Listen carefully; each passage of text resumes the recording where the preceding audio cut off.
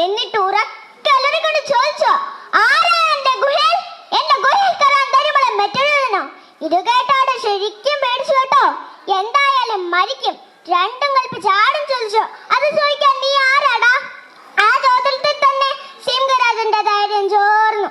ഇവനാള് ചില്ലറക്കാരനല്ലോ. എന്നിട്ട് സകല ധൈര്യങ്ങളും ഉള്ളിലേക്കെടുത്ത് ഒരൊറ്റലർച്ചയായിരുന്നു. ഞാൻ കാട്ടല രാജാവ് സിംഹം, എന്റെ ഗുഹയിൽ നിന്നും വേഗം പുറത്തിറങ്ങാം. ഓഹോ, അപ്പൊ നീയാണല്ലേ സ്വയം രാജാവ് ചമ്മനാക്കുന്നവൻ. നീ രാജാവെങ്കിൽ ഞാൻ ചക്രവർത്തി, സകല കാടുക്കളും അധിപൻ. നിന്നെ തന്നെയാണ് കാത്തിരുന്നത്. ഇത്ര